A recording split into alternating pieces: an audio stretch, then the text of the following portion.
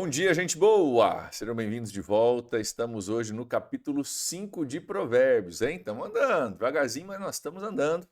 Sem pressa, porque nós não estamos aqui para completar o livro de Provérbios o mais rápido possível, mas sim para a gente ter uma imersão na sabedoria de Deus refletida nesse livro. Nós vamos falar sobre vários assuntos, tem sabedoria de Deus para várias áreas da vida, algumas que vão te surpreender. E a de hoje, especificamente, nós vamos estudar um dos grandes perigos que ainda se abatem, a gente corre riscos hoje no nosso mundo, na nossa realidade, mesmo que a sabedoria de Salomão seja lá, quase 3 mil anos atrás, se aplica a mim e a você, porque a palavra de Deus ela é viva, ela está relatando situações lá de trás, mas que se aplicam a mim e a você hoje. Nós vamos entrar num tema aqui que Salomão vai abordar, que é muito, muito importante. Estamos no capítulo 5, nós vamos olhar hoje os versículos 3 e 4. 3 e 4. Ia ser só o 3, mas o 3 e 4 estão conectados, então nós vamos pegar eles juntos, tá? Então, Provérbios capítulo 5, versículos 3 e 4 é o nosso texto de hoje. Antes da gente entrar no nosso devocional, quero mandar um abraço para algumas pessoas especiais que eu fiquei sabendo que assistem aqui com a gente, lá de longe, lá do Paraná, da cidade de Francisco Beltrão, onde eu tenho algumas raízes de famílias, alguns parentes que estão lá, e tem alguns casais que têm assistido o nosso devocional todos os dias fielmente. Então estou aproveitando para mandar um abraço aqui para o Luiz e para Marlene Genelli, lá de Francisco Beltrão, e também para o Rudimar e para a Cristina Nese. Muito obrigado, viu, por assistir aqui junto com a gente, por fazer parte da nossa comunidade de estudo, de crescimento, de devocional, e que Deus abençoe a vida de vocês aí aonde vocês estiverem hoje, tá bom? Grande abraço mesmo, receba o nosso carinho aí. Gente, vamos lá para Provérbios 5, versículos 3 e 4. Vou começar, na verdade, no versículo 1, porque vai ser importante para a gente entender só o contexto, tá? Olha só, meu filho, vamos lembrar que Salomão, em vários lugares, ele está escrevendo para o filho. Ó, o capítulo 3, meu filho. Capítulo 2, meu filho. Tá? Capítulo 5, meu filho. Então, é Salomão escrevendo especificamente para o seu filho. E por isso ele vai dizer algumas coisas que ele vai dizer aqui. Olha só. Dê atenção à minha sabedoria e incline seus ouvidos para perceber o meu discernimento. Assim você manterá o bom senso e os seus lábios guardarão o conhecimento. Ok? Então, meu filho, presta atenção. E ele já trata aqui de lábio, de ouvidos, vai ter muita conexão aqui nas palavras hoje, tá? Eu gosto de conectar assim na minha Bíblia porque fica mais fácil você visualizar. Incline seus ouvidos e assim os seus lábios guardarão conhecimento. Mas olha só, ele vai falar de outros lábios aqui já na abertura. Olha só, versículo 3. Pois os lábios da mulher imoral destilam mel, e a sua voz, e a gente ouve a voz com ouvidos, olha a conexão, tá? Sua voz é mais suave que o azeite, mas o final é amarga como fel e afiada como uma espada de dois gumes. Aqui então, o nosso autor, ele vai falar com seu filho sobre a mulher imoral e já está fazendo um trocadilho aqui com ouvidos e lábios, né? E a voz, e a gente vai descascar isso um pouco mais de perto. Mas deixa eu começar explicando para você uma coisa importante. Você vai ouvir muitas vezes no livro de Provérbios, nós vamos estudar em vários lugares, onde vai falar da mulher imoral, mulher imoral, mulher imoral. Você vai cansar de ouvir da mulher imoral. E pode dar uma impressão, principalmente no mundo em que a gente vive hoje, de hipersensibilidade para machismos e para coisas assim, que Salomão está sendo machista, porque a mulher imoral parece que só fala de mulher imoral e nunca fala de homem imoral. Calma, respira, relaxa e vamos entender. Versículo 1 do capítulo 5. Ele está escrevendo para quem? Para o filho dele. Por isso ele vai falar repetidamente sobre a mulher imoral, porque ele está escrevendo para o filho. Ok? Isso não é uma situação de Salomão achar que só mulheres podem ser imorais e que homens são perfeitamente morais. A gente sabe que não é assim. Ok? Mas a gente vai ouvir falar muito da mulher imoral porque ele está escrevendo para o filho dele. Então ele não vai falar de homem imoral. Ok? Mas isso não quer dizer que Salomão esteja negando que homens sejam imorais também e sejam fonte de problema também. Se ele estivesse escrevendo para a filha, ele escreveria: cuidado com o homem imoral. Ok? Então, só para não dar uma impressão errada que a Bíblia só fala da imoralidade da mulher. Não, é uma, entre outras coisas, são provérbios escritos para o seu filho e por isso fala da mulher imoral. Ok? Então, primeira coisa que a gente precisa entender é isso para a gente não se embananar ou não se ofender aqui com o que está acontecendo. Pois os lábios, olha aqui, versículo 2, os lábios deveriam guardar o conhecimento, mas os lábios da mulher imoral levam para outro lugar. Destilam mel. E a sua voz é suave como o azeite. Eu marquei aqui o mel e o azeite também para a gente entender, porque tem algumas figuras de linguagem que estão acontecendo aqui, algumas imagens para a gente, né? O mel, na época em que isso foi escrito, era a coisa mais doce que se poderia imaginar que se poderia produzir, tá bom? Hoje nós temos o açúcar refinado, nós temos o xarope, né? Que você pode comprar, o antigo caro que se usava muito, né? Aquele xarope de milho. Enfim, hoje você tem coisas, tem adoçantes poderosíssimos, né? Que podem tornar algo muito mais doce, inclusive do que o mel. Apesar do mel ser bem doce, pode ser muito mais doce do que o mel. Então, mas na época, o mel era aquilo que tinha de mais doce, ok? Então imagina assim, a epidemia da doçura. Ele diz, os lábios da mulher imoral destilam mel. Você fala, meu Deus, que coisa boa, que coisa saborosa, né?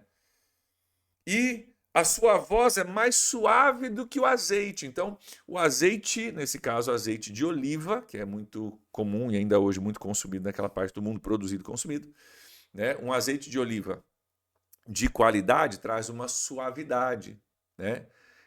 Traz uma suave no sentido de não de um sabor suave necessariamente, mas aquela riqueza da gordura, né, do azeite, tá?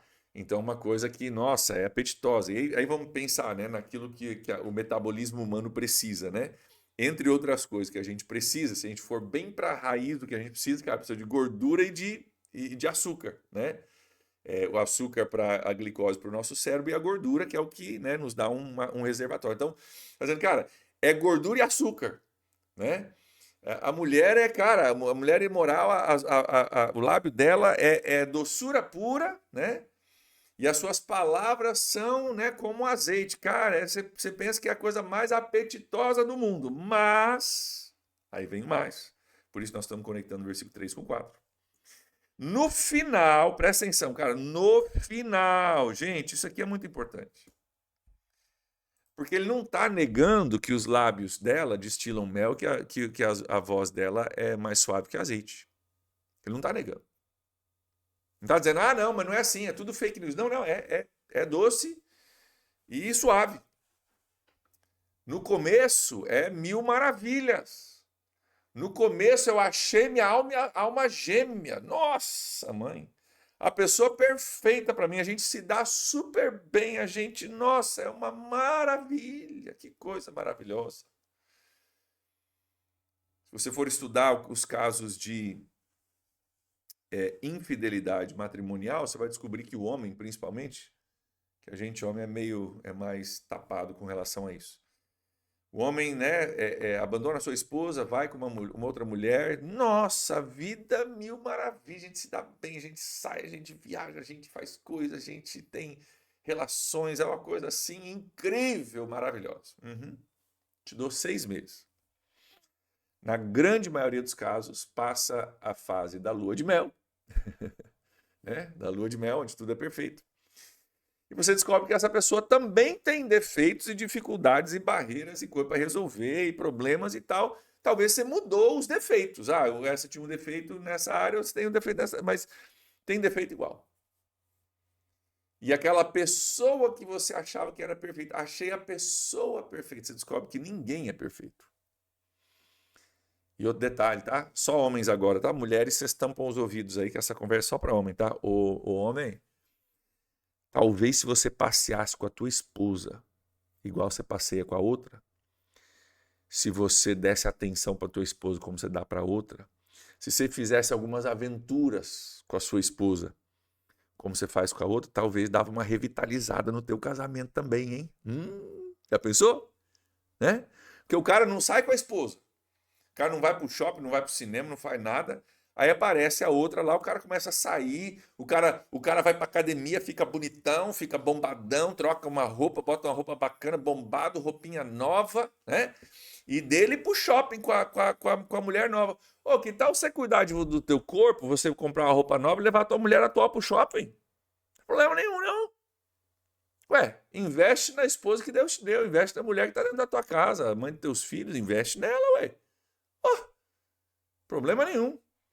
O problema é que a gente se ilude com a outra pessoa, que essa pessoa é perfeita. E o que você vai descobrir é o seguinte, é que você precisa investir, seja em uma, seja em outra, você precisa investir, você precisa se cuidar, investir, amar, né? E você deve fazer isso com a sua esposa. O pastor, muitos anos atrás, disse uma coisa maravilhosa. Ele falava assim, tem cara que chega na crise, né, da meia-idade e ele arruma uma mulher, no exemplo dele, falou assim, né?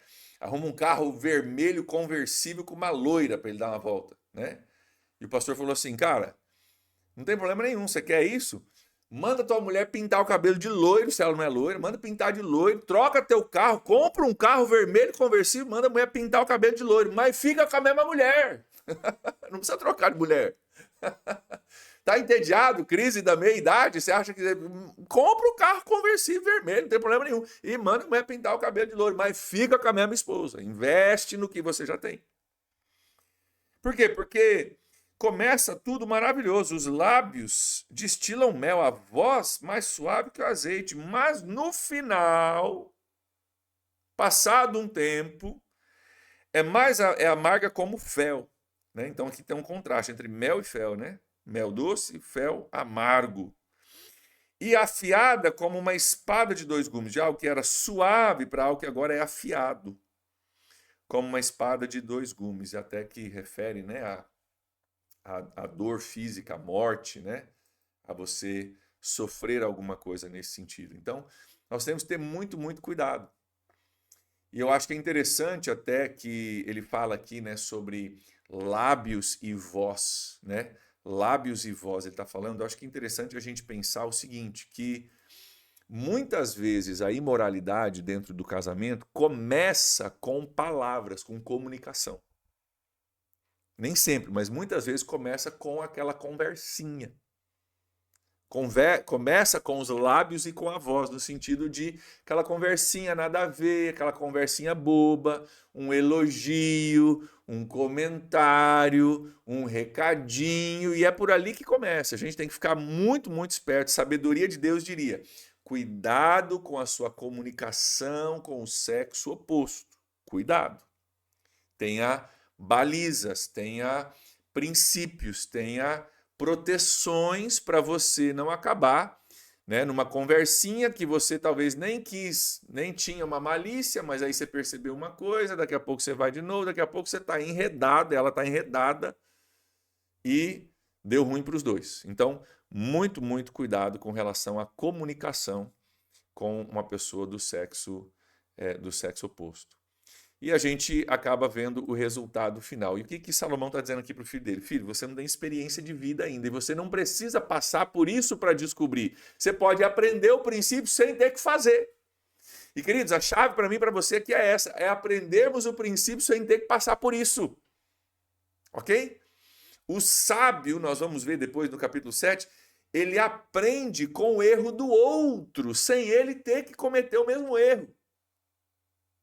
O nécio não tem a capacidade de aprender com o erro do outro. Ele tem que dar cabeçada. Ele só aprende com cabeçada. Esse é o nécio. O sábio diz, opa, percebi uma coisa ali que, olha, já aprendi a lição. Não preciso nem passar por isso. Queridos, que eu e você sejamos homens e mulheres sábios. Nesse sentido, inclusive, de adultério. Está falando aqui da mulher adúltera, né? Mulher imoral, da imoralidade. E deixa eu só citar duas coisas rapidinho, nosso tempo já estourou aqui. Precisamos entender, eu falo isso bastante, que nós vivemos num país ultrasexualizado, tudo no Brasil é muito sexualizado, desde a música, as artes, aos filmes, né? Até o nosso jeito de se vestir é muito sexualizado no Brasil, muito mais do que em outros lugares do mundo. Então a gente vive num campo minado nesse sentido, tá? E, queridos, vamos lembrar que hoje você não precisa ir procurar uma mulher imoral ou um homem imoral. Hoje está aqui, ó, tá? A imoralidade está aqui na ponta dos dedos, né? Com uma disponibilidade cada vez maior. E nós temos que ter muito, muito cuidado. Não é só com uma colega de trabalho, com uma, sei lá, uma, né, professora na escola, enfim, não é só com isso. É com isso aqui que você precisa ter muito, muito cuidado, porque a imoralidade corre solta nesses aparelhos que tem tanta coisa boa para nós, para nos ajudar, mas também tem tanta coisa ruim para nos prejudicar. Cuide com isso. Por quê? No começo parece tudo muito lindo, mas no final amarga o seu casamento, amarga a sua... Isso aqui, tá? Amarga o seu casamento, amarga a sua sexualidade, amarga o seu relacionamento com Deus, amarga a sua capacidade de ser um homem líder dentro da sua casa, amarga a sua autoridade no nome de Jesus, amarga um monte de coisa. Você mais perde do que ganha, eu te garanto. Então, melhor você comprar o conversível lá, mandar a esposa pintar o cabelo de loiro, investir naquilo que você tem em casa para você não cair nessa cilada que Salomão está avisando o filho dele aqui, e nós temos o privilégio de caminharmos juntos nessa jornada, aprendendo junto com ele. Então vamos orar por isso, que Deus nos dê sabedoria. E talvez, né, maridão? Talvez, maridão, que está me assistindo aí, seja o momento de você investir na sua esposa, né? De você investir, pode ser, eu e a Júlia, a gente fala muito, cara, aqui na nossa cidade, né? Você pode ir para as praias a 20 minutos daqui, chupar um sorvete italiano, custa R$4. Mas, cara, bota o pé na areia, pega na mão da sua esposa e compra um sorvete italiano para vocês dois. Pode ser um para os dois, R$4, mais o combustível para você ir para você vir. Não precisa ser caro, mas precisa ser intencional. E você vai ver que você vai construir um casamento cada vez mais forte, mais blindado. Amém? Já estourei demais o tempo, perdão, gente. Vamos orar. Deus, nós colocamos diante do Senhor hoje a nossa gratidão pela tua sabedoria que nos avisa, nos ensina para a gente não ter que cometer esses erros. Muito obrigado, Deus, porque o Senhor é bom e o Senhor deixa esses princípios revelados na tua palavra para que a gente possa prestar atenção. Eu oro para que cada um possa entender isso, tanto os homens que me assistem, mas também as mulheres que me assistem, que também podem correr riscos com homens imorais, que nós possamos ser cuidadosos, Deus, e investir naquilo que o Senhor nos deu. Nós oramos assim, gratos, em nome de Jesus. Amém. Amém, queridos. Deus abençoe vocês aí. Grande abraço. Nos vemos amanhã. Tchau, tchau.